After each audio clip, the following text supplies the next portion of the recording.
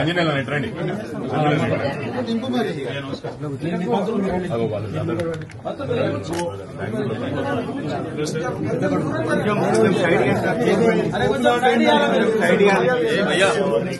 కొంచెం సైడ్ కొద్దిసేపు మాట్లాడుకోకుండా సైలెంట్ గా మనం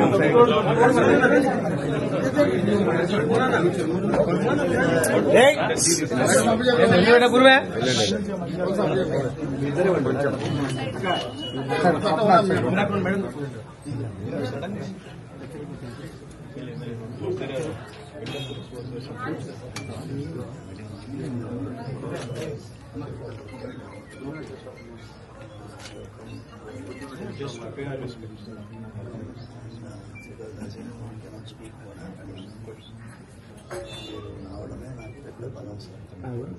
పెద్దలు చాలా కాలంగా సౌందరరాజన్ గారు, వారి తర్వాత ప్రధాన అర్చకులుగా రంగరాజన్ గారు ఇక్కడ ఏదైతే సేవలు అందిస్తున్నారో వారిని ఇవాళ అగౌరవపరచడమే కాకుండా ఈరోజు రాష్ట్రంలో అధోగతి పాలైన శాంతి భద్రతల సాక్షిగా వారి మీద దాడికి దిగడం ఏదైతే ఉందో నిజంగా కూడా అత్యంత దుర్మార్గమైన, అత్యంత నీచమైన కార్యక్రమం.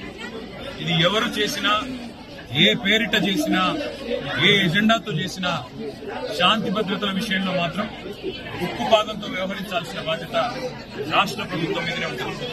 ఇవాళ భగవంతుడి సేవలో నిమగ్నమయ్యే పెద్దలు రంగరాజన్ గారు, సౌందరరాజన్ గారి కుటుంబం పరిస్థితి ఈ విధంగా ఉంది అంటే మరి ఈ రాష్ట్రంలో శాంతి భద్రతలు ఎంత అధ్వానంగా ఉన్నాయో దీన్ని బట్టి చెప్పవచ్చు.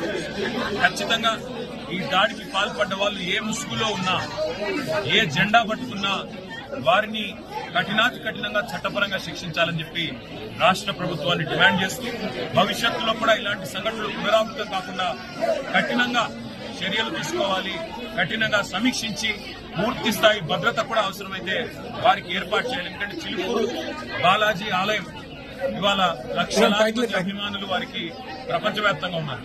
అట్లాంటి చిలుకూరు బాలాజీ ఆలయానికి మరి గొప్పగా సేవలు అందిస్తున్న ఆ కుటుంబాన్ని సౌందరరాజన్ గారు కానీ, రంగరాజన్ గారు కానీ వారిని అవమానించడం అంటే నిజంగా కూడా ఆ స్వామివారి భక్తులను అవమానించడమే, ఒక దైవ భక్తుడిని అవమానించడం అంటే దేవుణ్ణి కూడా అవమానించినట్టే. కాబట్టి తక్షణమే ఈ విషయంలో కఠినాతి కఠినంగా భవిష్యత్తులో మళ్ళీ ఇట్లాంటి పునరావృతం కాకుండా చర్యలు తీసుకోవాలని ప్రభుత్వాన్ని డిమాండ్ చేస్తా ఉన్నాం.